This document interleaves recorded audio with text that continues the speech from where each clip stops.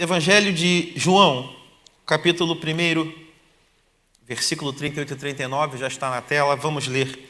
Diz assim: E Jesus, voltando-se e vendo que 2 discípulos de João, esse João Batista, o seguiam, disse-lhes: Que buscais?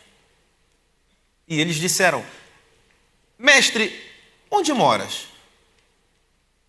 E lhes disse: Vem e vê. Foram com ele e viram onde morava e ficaram com ele. Você pode se assentar.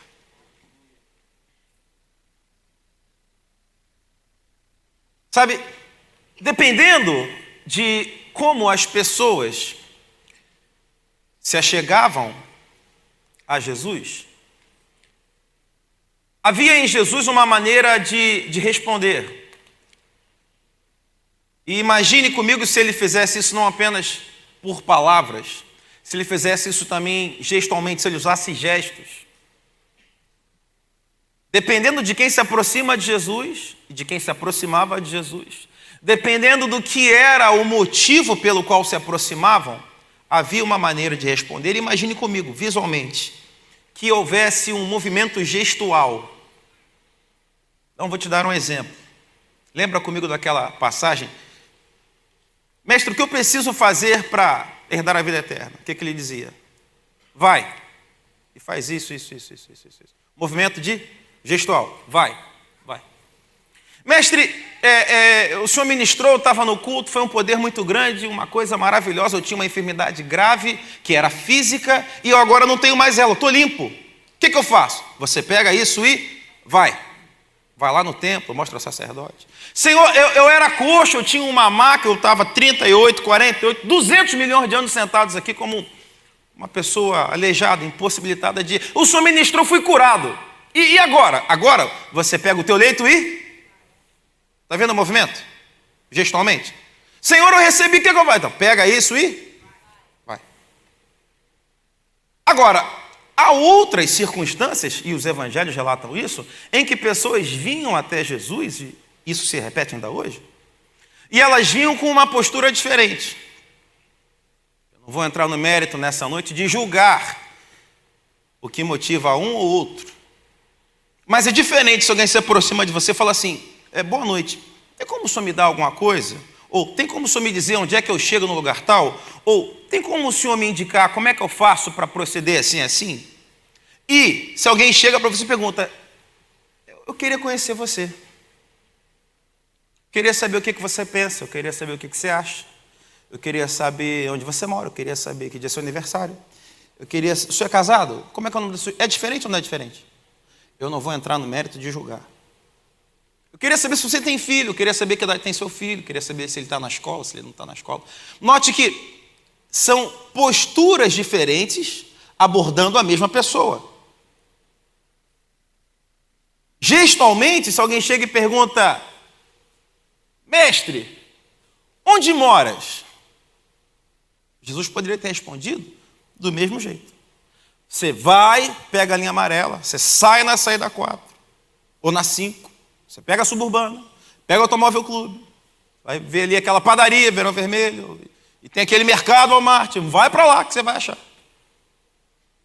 Mas Jesus responde diferente. Como é que ele responde? Primeiro assim, né? Você quer alguma coisa? Então, vai para lá. E você quer alguma coisa? Vai para lá.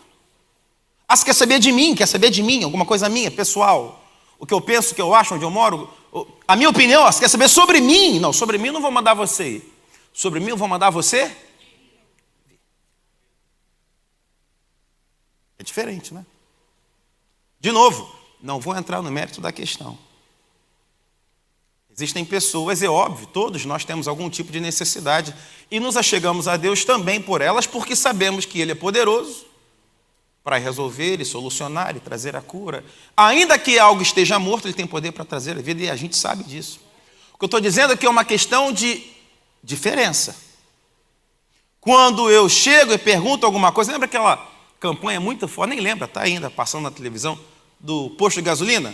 Como é que eu faço para o ingresso? Vai lá. Como é que eu faço para comer? Vai lá. A gasolina barata. Vai lá. Naquele comercial ninguém pergunta, meu amigo, você está sentado há tanto tempo, você quer beber alguma coisa? Ninguém pergunta isso. Só que aí no banheiro eu fico aqui no lugar do Senhor. Não ter essa preocupação com Ele, nem com o que Ele é, nem com o que Ele representa, nem com o que Ele... Quero saber acerca de uma informação, de uma ajuda. Você pode me dar ajuda? Posso. Você pode me dar informação? Posso. Mas em muitos casos, essa relação acabava ali. Ele mesmo chegou a dizer, um dia desse a gente não... Pergunta o diácono aí, na campanha de cura não foram 10 curados? Não estava até no vídeo aí, postaram no vídeo. Cadê aquele pessoal todo? Não, só voltou um para agradecer. Não sei se você está conseguindo me acompanhar. Eu posso ir até Jesus e solicitar algo. E Ele graciosamente vai me responder. Ele graciosamente vai me atender. O que eu estou dizendo é que o Evangelho vai registrar para mim inúmeras, incontáveis situações em que isso estava vinculado tão somente àquilo ali. Recebi, obrigado, um beijo, tchau. E existiam outras situações como essas, que eram bem menos em número, bem menos em frequência. Interesse por você. Senhor, eu queria saber mais. O que o senhor acha? O que o senhor acha de levantar cedo? O que o senhor acha de levantar? O que o senhor acha da gente fazer uma música? Eu queria saber a sua opinião. O que o senhor acha? Eu queria saber o que o senhor pensa. Eu estou interessado em saber acerca do Senhor. Tem até outras coisas para ver assim, mas prioritariamente eu tenho interesse em saber do Senhor. Existem até pendências na família assim, mas prioritariamente eu queria ouvir acerca do Senhor. Como aquela pessoa que vira e diz assim, olha, eu entendi, e não foi nem por mim, foi o Espírito Santo, que só o Senhor tem palavras de vida eterna. Por isso que é tão bom ouvir o Senhor falar. Gostei de ouvir o Senhor falar. Porque não é só uma coisa que agrada ao meu ouvido, mexe comigo, mexe dentro de mim. Alguma coisa acontece quando o Senhor fala. E eu queria ouvir mais o Senhor falar. E isso é tão claro que o próprio Senhor Jesus percebia. Mestre, está todo mundo aí. Rapaz, essa galera de hoje só quer aquele sanduíche. Lembra daquele dia do sanduíche? Essa galera de hoje voltou pelo sanduíche. Ah, é, Jesus? Eu sou Deus, né? Eu estou discernindo o que está dentro. O que está dentro não é, ele quer ouvir a sequência da mensagem que eu... Não. Ele voltou para pegar outro lanche. De novo, eu não vou entrar no mérito da questão. Eu só queria trazer a todos nós para esse lugar de entender. É possível, e não é algo novo, já era assim no Evangelho. É possível me aproximar de Jesus com interesse diferente de... O que ele pode fazer por mim hoje? Aquela campanha de um banco espanhol que tem aqui. O que a gente pode fazer por você hoje? Tem gente que consegue olhar para Jesus 10 vezes e olhar as 10 vezes vendo ele como aquele comercial do banco espanhol. O que você pode fazer por mim hoje? E deixa eu te responder, querido. Deus pode fazer tudo para você hoje, amanhã, depois de amanhã, mês que vem, ano que vem. E quando chegar em 2025, você vai pedir outra coisa. Ou você não é assim? Você quer muito aquele carro. Você comprou o carro. Agora é ficar 3 anos com ele e pegar o com teto solar. Cara, você acabou de comprar o carro. Você queria muito aquela casa. Você comprou a casa com 2 quartos. Agora é 5 aninhos, pegar um financiamento e pegar de 3 quartos. De novo, eu não vou entrar no mérito da questão se você pode ou não pode pedir a casa. Se o Senhor pode ou não lhe atender em lhe dar a casa com graciosamente, bondade. O que eu estou dizendo é que são coisas distintas. Eu posso me achegar a Jesus sem querer que Ele me faça nada, embora eu precise. Não sei se você sabe, mas Jesus é Deus. Jesus sendo Deus, Ele sabe de tudo que eu sei, Ele sabe de tudo que eu não sei, Ele sabe de tudo do que eu tenho, Ele sabe de tudo aquilo que eu não tenho, e Ele sabe com muita clareza diferenciar o que eu preciso e o que eu não preciso daquilo que eu não tenho. Então, quando eu faço uma lista de coisas que para mim são fundamentais, eu posso estar equivocado, o Senhor não. O Senhor sabe daquela lista o que é fundamental e o que não é. O Senhor sabe daquela lista o que pode mudar a minha vida para melhor e o que pode me matar. Eu não sei, você não sabe. O Senhor sabe. Por isso a importância daquele negocinho que Ele ensinou lá no começo, chamado oração do Pai Nosso. Eu vou pedindo, mas dá... Mas Senhor, o Senhor vê o que o Senhor acha aí. Eu estou aberto à sua opinião. Eu preciso, mas, põe uma vírgula, eu estou aberto à sua opinião. Se o senhor acha que eu não preciso, amém. Não vou entrar em crise, não devolvo meu cartão de membro, não saio do ministério, não devolvo o departamento. Senhor, eu sei que o Senhor é, de fato, soberano. E eu estou aberto a ser guiado e conduzido pela tua mão e a tua soberania. Alguém diz amém? Amém. O Senhor é bom. Chegaram perto dele e ele percebeu. Está me seguindo esse pessoal. Vira uma rua, vira uma vela, vira um beco. Vocês dois atrás de mim.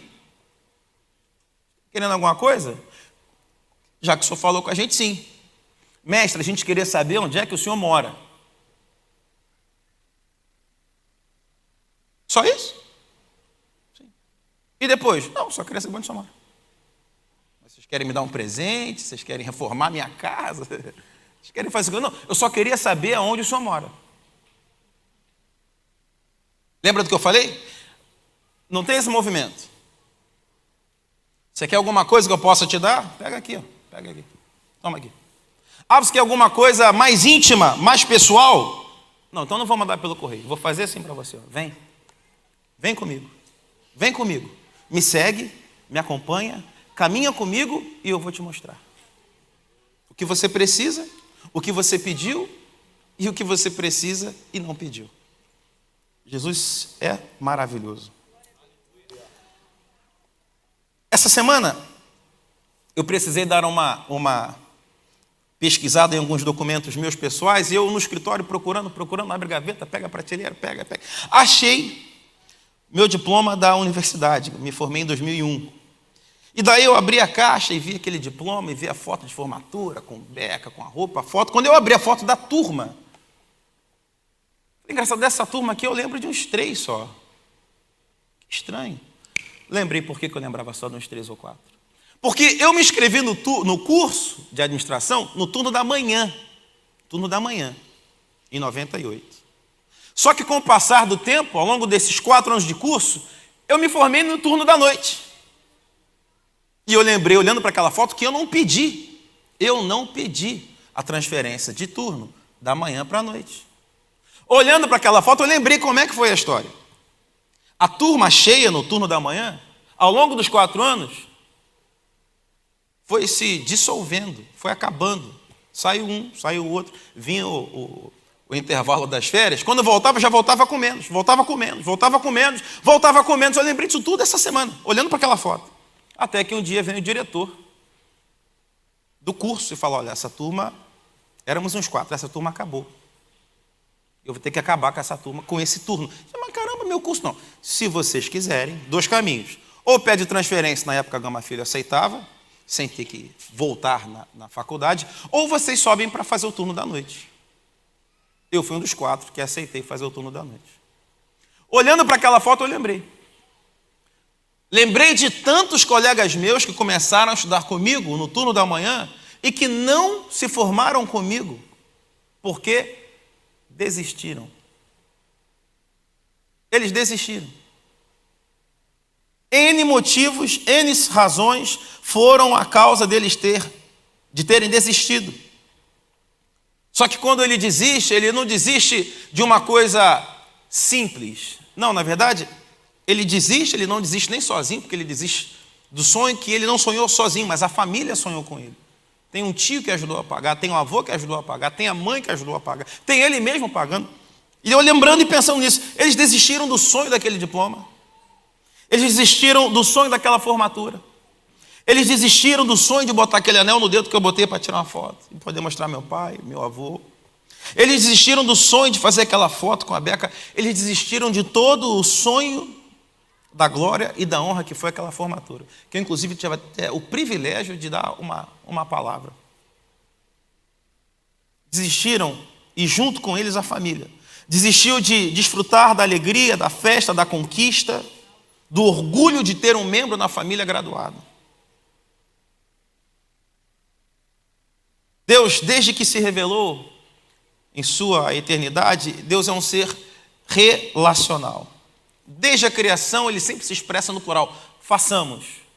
desçamos a nossa imagem. Deus sempre se relaciona.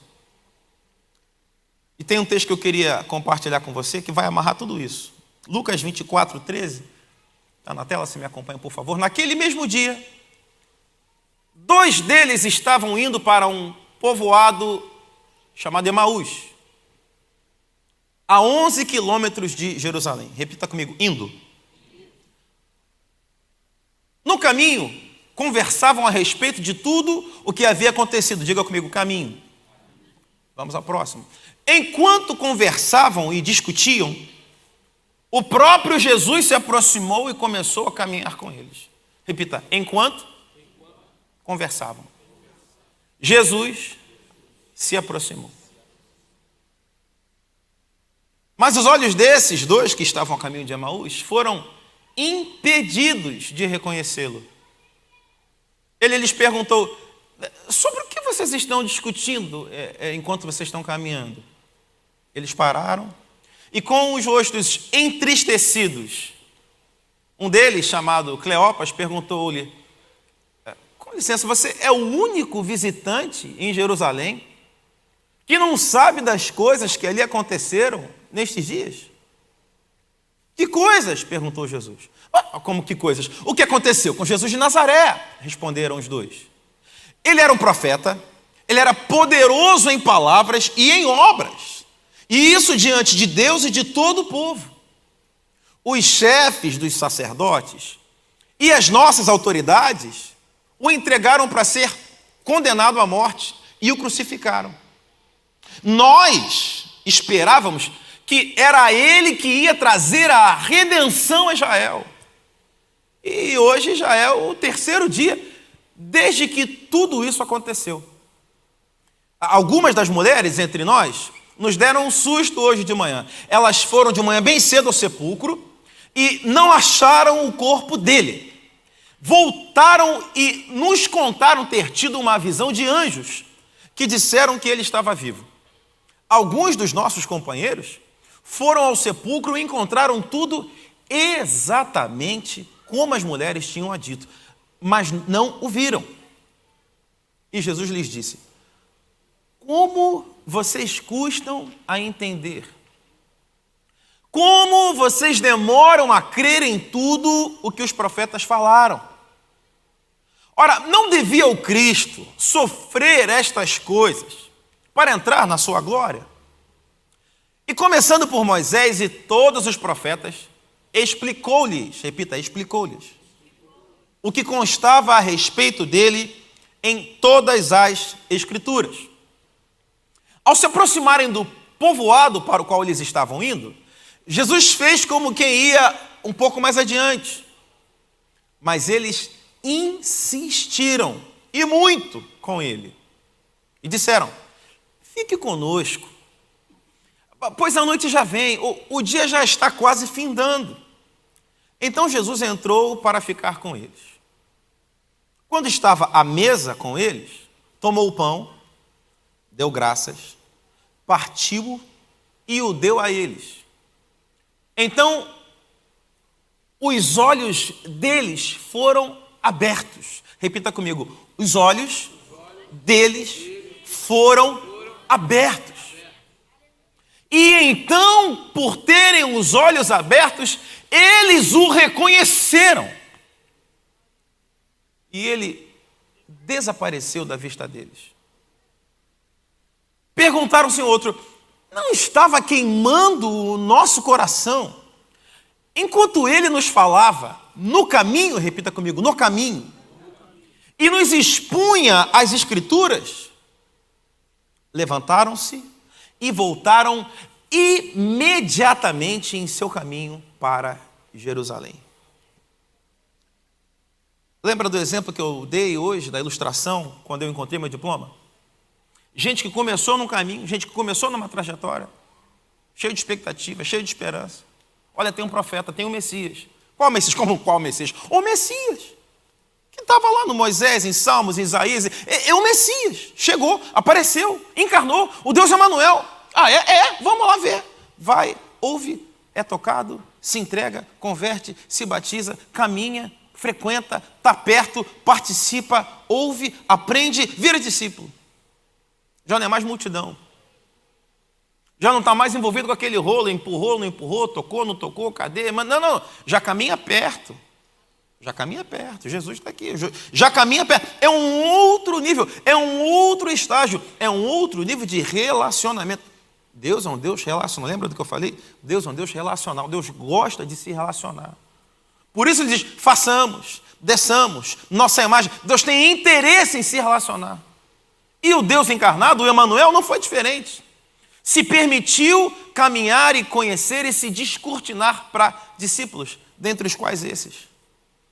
Acontece que, a exemplo do que aconteceu com minha turma, meus colegas, coisas aconteceram no caminho. Querido, coisas sempre vão acontecer no caminho. Coisas só não acontecem no caminho de quem o caminho foi interrompido.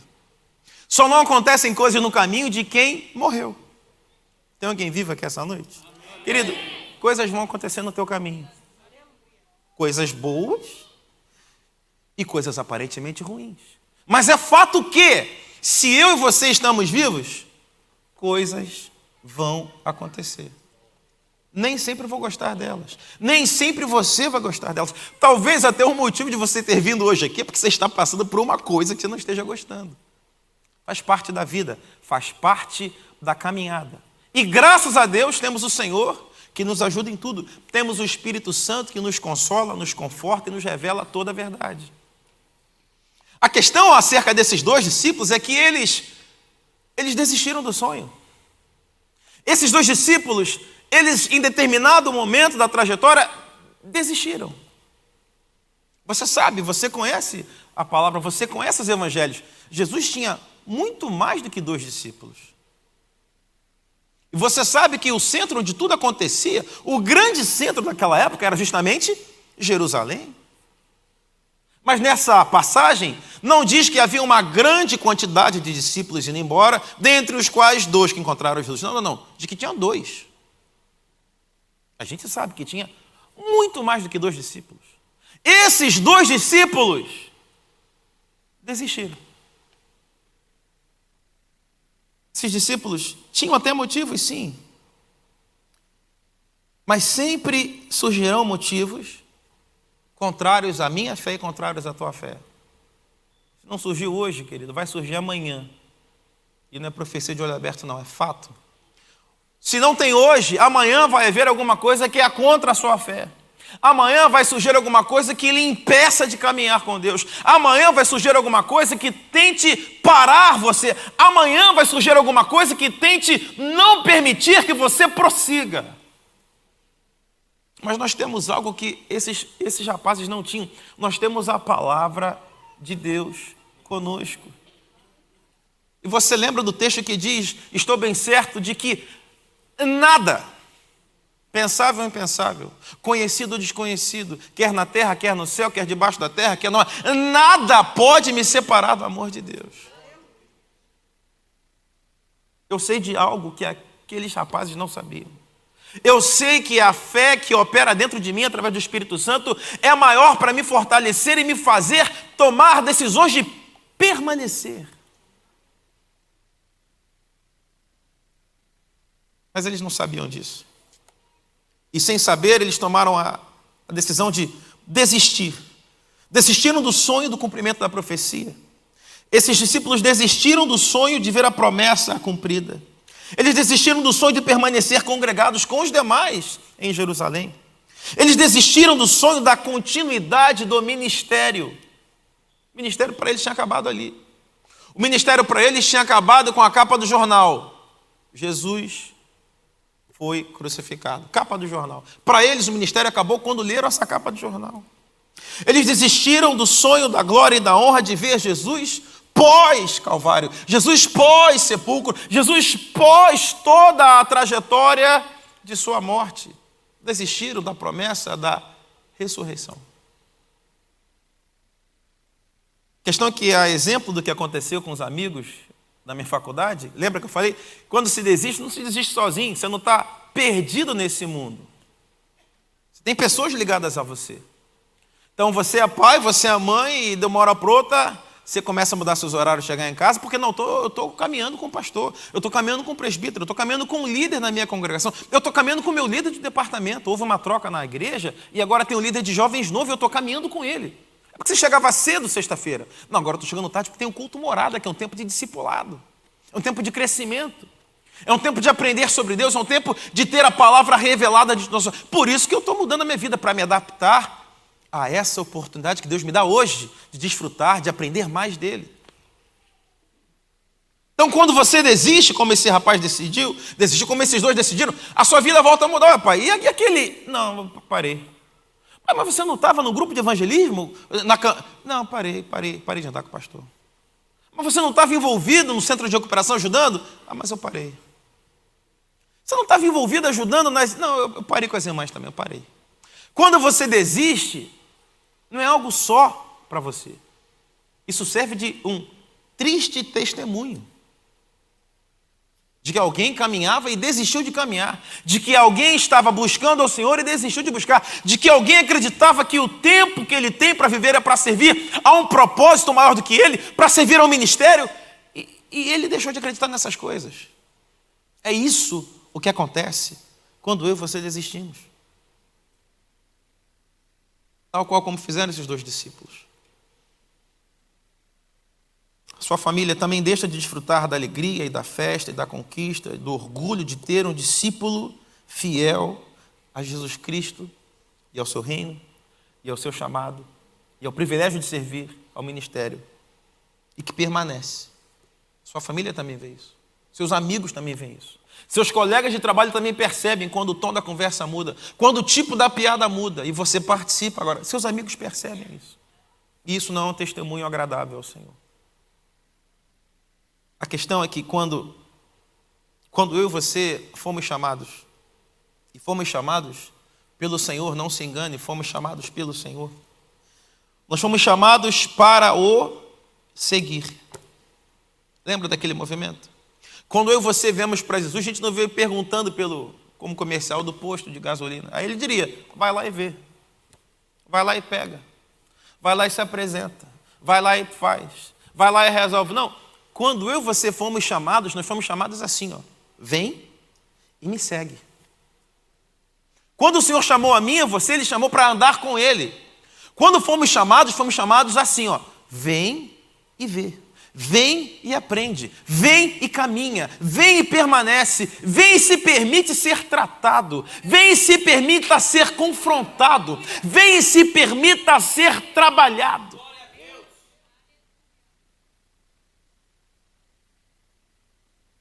Mas aí, você, um amigo nosso, desiste. E se você vai conversar, pastor, eu tenho motivos. Eu tenho motivos. Claro que eu tenho motivos. Uma pessoa que eu atendi um dia disse, falou, não, pastor, eu parei com tudo, mas eu pastor, Deus aqui, Deus está vendo. Eu tenho motivo, pastor. Aí começa a falar o que ela achava, o que ela, querida pessoa, achava que era motivo. Eu parei por isso. Mas não é só isso não. Eu também parei por isso. Fala sério, pastor, o senhor me entende. Eu falei, querida, mas a questão não é se eu te entendo ou não. Porque quem te chamou não fui eu. Eu até agradeço a sua gentileza de me explicar, mas quem chamou você não fui eu. Quem te colocou para caminhar no ministério não fui eu. Quem te capacitou, quem te instruiu, quem te forjou, quem tem investido em você, quem te salvou, quem te remiu não fui eu. Então essa explicação para mim é até educada, eu agradeço, mas ela é desnecessária. Você tinha que estar se explicando para outra pessoa. Lembra da parábola dos talentos? Tem que se resolver com quem te deu o talento. Você não ganhou um talento? Ele vai querer saber o que você fez com esse talento. E se você falar para ele, não, parei porque... Se ele não mudou de opinião, ele vai responder do mesmo jeito que está na Bíblia. Não gostei. Servo mal. Eu esperava diferente. Tanto esperava que te chamei. Não te chamaria se eu não esperasse diferente.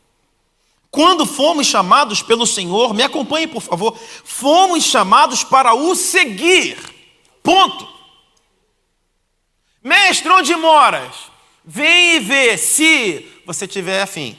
Vem e vê se você tiver tempo. Vem e vê se você não estiver ocupado. Vem e vê se te interessar. Não foi isso. Vem ver se você ainda estiver bem de saúde. Não haviam condições. Não havia uma relação de condicionalidade. O chamado é: vem e vê. Vem e me acompanha. Vem e me segue. Vem e permanece. Vem e fica comigo. E no versículo seguinte, não tem condição. A questão é que ao longo da caminhada, como dos meus colegas de faculdade, ao longo do trajeto, a gente vai criando condições. Não, porque não. Quando eu aceitei servir, não tinha essa questão. Quando eu me ofereci para servir, não tinha esse problema. Agora que tem um problema é diferente. Agora eu tenho um motivo para parar. Não havia condicionalidade quando fomos chamados. Havia somente uma voz, uma direção, um gesto. Vem e me segue. E mais, a gente ouve e a gente diz, são questões que estão ligadas e vinculadas a, mas eu não entendo. Mas o não entender não pode ser uma condição para deixar de seguir o Senhor. Ser contrariado também não pode ser uma condição para deixarmos a condição de segui-lo. Quem sabe ainda pior, ser ferido ou ser ofendido, igualmente, não constituem uma condição para deixar de seguir o Senhor. Ter medo ou se sentir inseguro não constitui uma condição para deixar de segui-lo. Mas eu tenho medo, mas eu estou inseguro, também não constitui uma condição para que você possa apresentar ao Senhor e falar: eu parei de andar com o Senhor porque eu tive medo. Ainda que sem entender, ou ainda que contrariado, ainda até mesmo que ofendido, ou quem sabe, ainda que com medo, ainda que inseguro, acompanhe, se eu continuo seguindo no caminho, se eu continuo seguindo no caminho,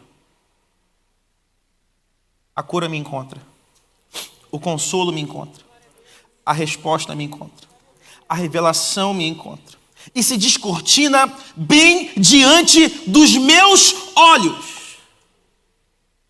E quer saber? Nisso tudo, eu sou transformado.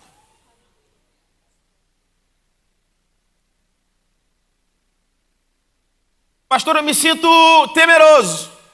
Ok. Não tem problema. Pastor, eu estou inseguro. Eu estou inseguro. Amém, querido. Amém. Pastor, o senhor não sabe. Eu fui profundamente ofendido. Acredito. Pastor, eu fui ferido de tal forma que a minha alma está gemendo. Eu lamento, vamos orar. Vamos orar. Pastor, eu até queria, mas eu não estou entendendo o que está acontecendo na minha vida. Amém? Mais um motivo para a gente orar. Mas nada disso pode ser usado por mim ou por você. Eu disse que nada disso pode ser usado por mim e por você, para que decidamos desistir de caminhar com quem nos salvou com tão grande salvação. Nada disso.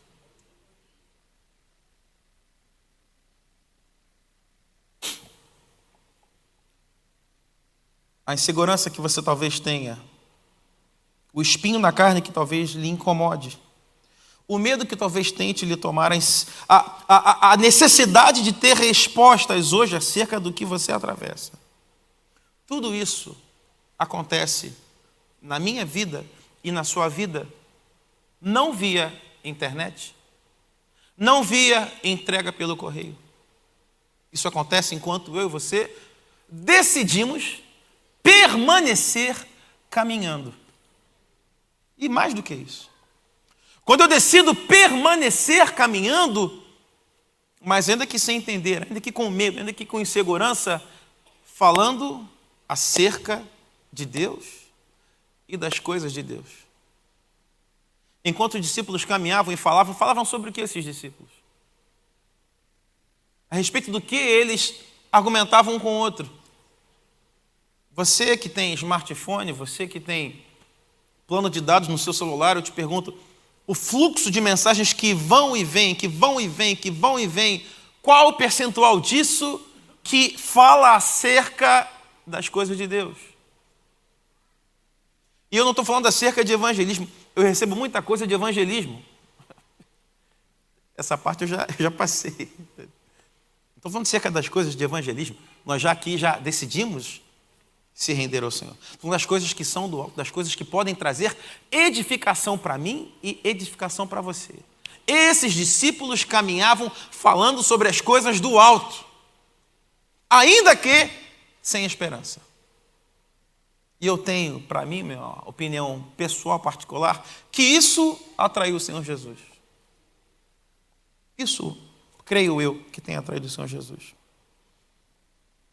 Me lembrei de uma frase hoje, que ouvi anos atrás num seminário, e diz assim a frase: é imprescindível fazer com que nós, eu e você, conversemos sobre Deus. É imprescindível, porque enquanto nós conversamos sobre Deus, Deus fala conosco. Se eu estou falando só sobre futebol, Deus não vai falar comigo. Não vou entrar no mérito da questão, gosto muito de futebol. Mas se eu passar o meu tempo todo falando de música, Deus não vai falar comigo. Não que o andamento, a produção, o arranjo, não que a política, até deu uma parada agora na primeira, mas aquela coisa de política, ou economia, ou previdência. Não vou entrar no mérito da questão, eu não estou defendendo que sejamos alienados. Eu estou dizendo que quando eu sento para conversar com alguém acerca do Pai, do Filho e do Espírito Santo, eu tenho uma grande possibilidade de recebê-los comigo. Eu tenho uma grande possibilidade de ser acompanhado por eles. Quando eu caminho falando, mas e Jesus, né? Que coisa linda. E aquele texto, estão falando sobre o quê?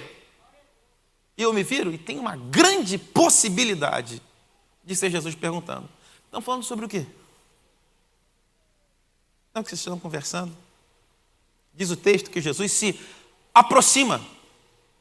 Jesus não fica indiferente, ele se aproxima. Não, deixa eu entrar na conversa. Vocês querem saber o quê? De Nazaré, do filho de Nazaré? Pode perguntar. Não é isso não. Aí acontece o que eles não esperavam. Bem diante dos olhos deles, aquela insegurança é curada. Aquele medo desaparece. Aquela frieza passa, porque agora o coração queima. Aquele desejo de ir embora de Jerusalém é convertido em voltar para Jerusalém.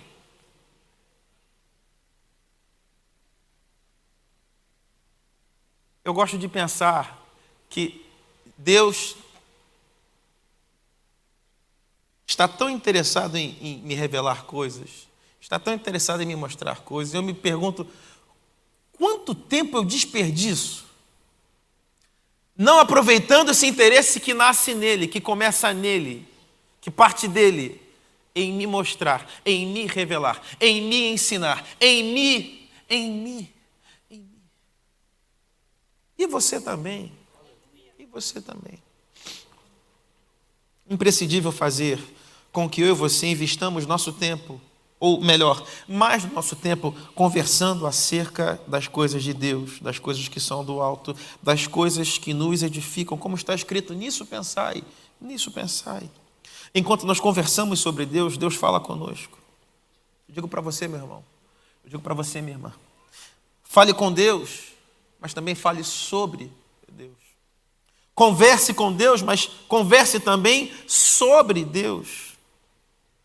E enquanto você faz isso, permaneça o seguindo, porque o chamado foi: vem e me segue.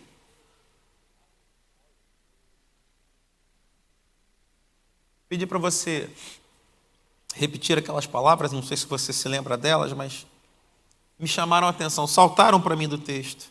Indo no caminho, e enquanto eu sigo indo no caminho, Jesus se junta a mim no caminho. E Ele caminha comigo naquele caminho. Enquanto eu continuo indo no caminho, Jesus me explica graciosamente aquilo que eu não entendo. Lembra que você falou? Ah, pastor, eu parei porque eu não entendo. Pastor, eu parei porque eu não entendo. Se eu sigo no caminho, Jesus vem e graciosamente me explica aquilo que eu não entendo.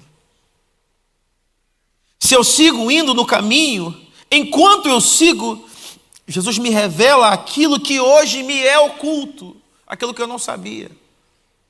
Ele se revela, Ele me revela. Certamente que vale a pena permanecer indo no caminho. Certamente que vale a pena seguir e continuar seguindo a Jesus.